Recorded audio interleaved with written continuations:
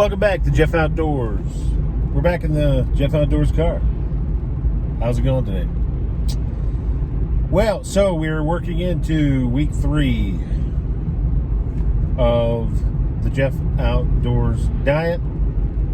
It's my diet that I started back in 2011 and was on till 2020 and slacked off a little bit past couple of years during the whole COVID gamut. So, getting into week 3,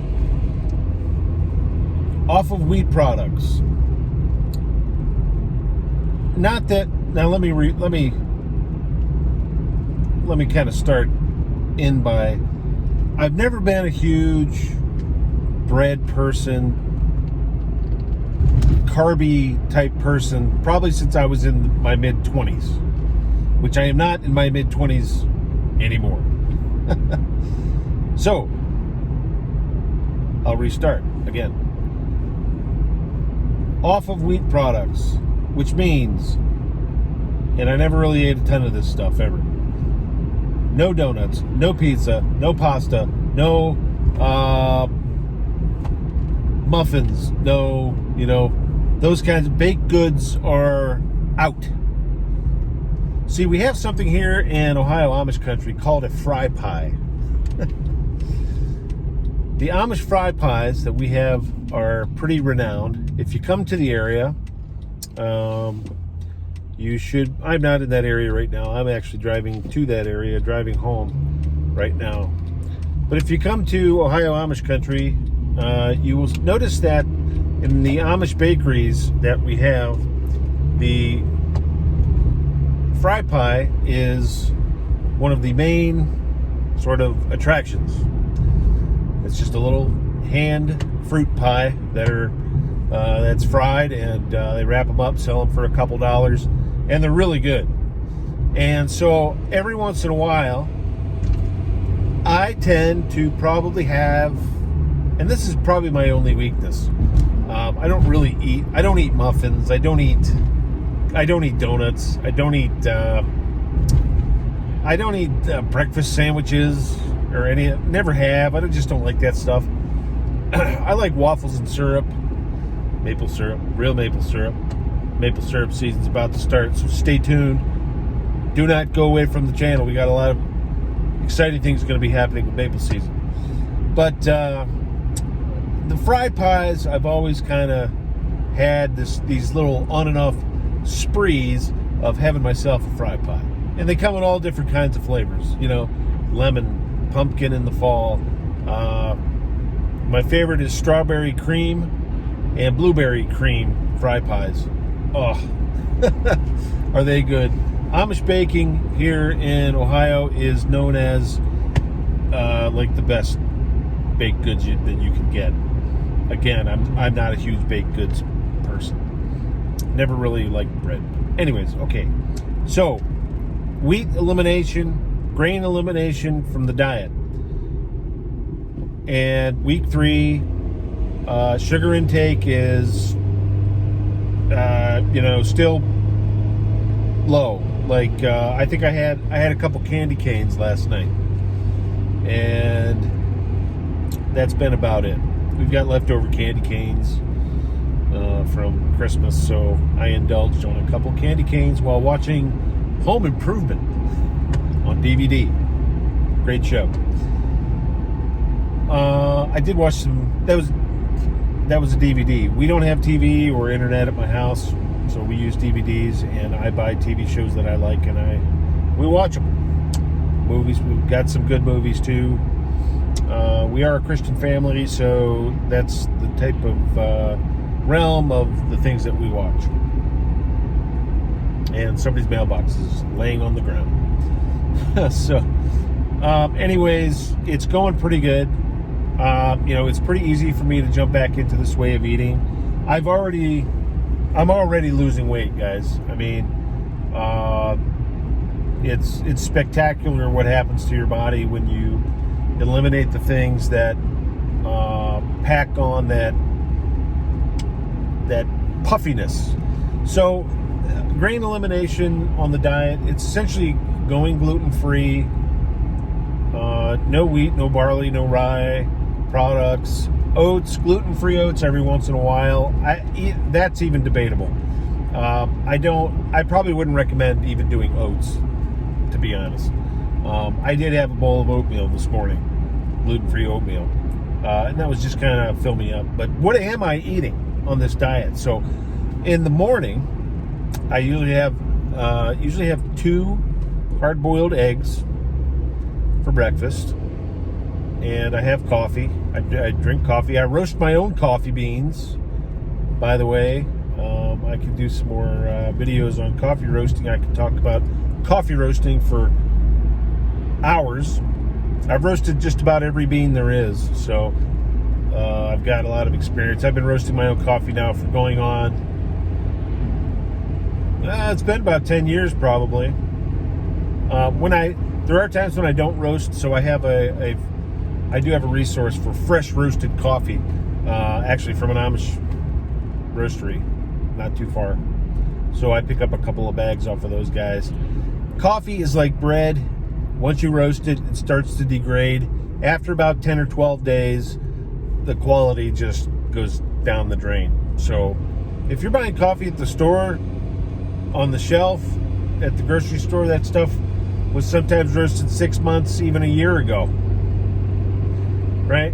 And that's why a lot of people can't even stomach drinking coffee, and they just stay away from it because that stuff has degraded.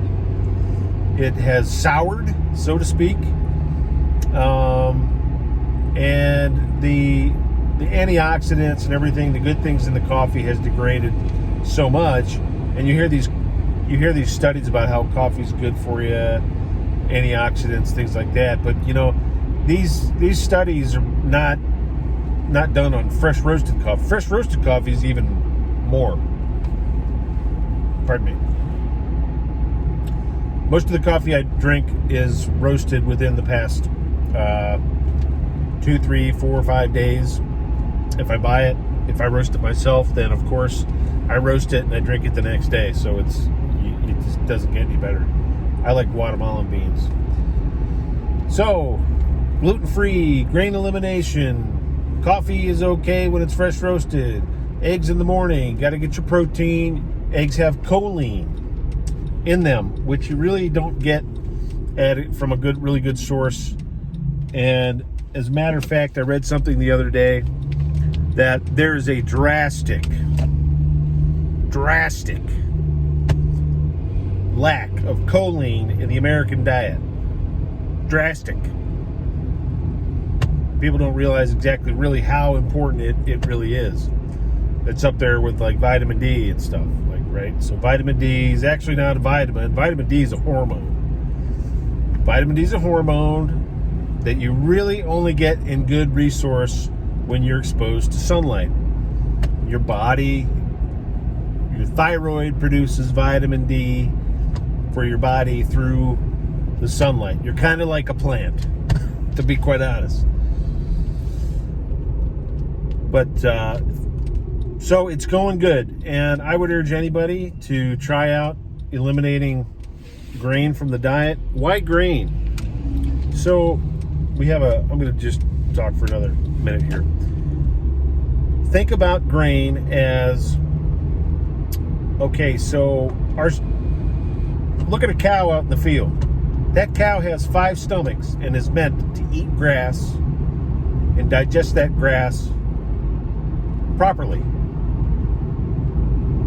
Humans are really not built to digest eating grasses. So wheat is a grass, rye is a grass, barley is a grass, and they are the seeds of grasses that we're consuming. The body isn't built to go out into the field and start eating grass. Your stomach's not made that way. So what happens is the body has an intake of these grasses or seeds from grasses or flowers made from the seeds of grasses, and doesn't really know how to break them down and process them. yeah, we make flour and we make bread and we eat it, but it's still that protein. It's still the protein in the flour. And there are nutrients in there. Don't get me wrong. I mean, scientifically, there's nutrients in there, but the body reacts with inflammation when we try to eat grass and its derivatives. And, just like I always say, don't just listen to me. Go do your own research and reading. I'm not a nutritionist, doctor, scientist, or anything. I'm a reader, a researcher, and somebody that listens to their body. You have to listen to your body if you want to stay healthy. And keep up on dietary journals, nutrition. Nutrition is everything. Health is wealth. Food is medicine. So you're not really meant to eat the seeds of grasses. I hate to burst anybody's bubble because I know a lot of people out there love their bread. They love their, don't get me wrong. I make maple syrup. So I eat waffles every once in a while. Yes, I do. I take one for the team as far as the body is concerned because I love a stack of waffles with some butter and my homemade maple syrup. And I probably wouldn't stay away from that. And again, that is not something I eat every day or every week or every month. Everything in moderation, we live in this crazy Western diet world of you walk through the grocery store and the grocery stores are designed to have you look over here and have you look over there. It's all designed to encourage you to buy certain things that you might necessarily not think of in the terms of, is this food? So when you're in the grocery store, stay on the perimeter, stay in the produce aisle and the meats and everything, all those rows of boxes and processed foods. Really, diabetes should be reclassified as processed food disease because that's what it is. So on the Geoff Outdoors diet, no processed foods, no boxed foods. I'm eating chicken thighs for protein. I'm eating meatloaf made from locally raised beef farmers, cattle farmers. We have a couple around here. If you watch the Bearded Butchers on YouTube, I just was at their shop and I bought some meat off of them. They are not far from me. And they have some good local beef. So think about real food. Think about carbohydrates as sugar that raises inflammation. And if you keep doing that, I got to make a quick stop here, so I'm going to end this. And I'll keep updating you on how things are going, and we'll go from there. Thanks for tuning in. See you on the next one.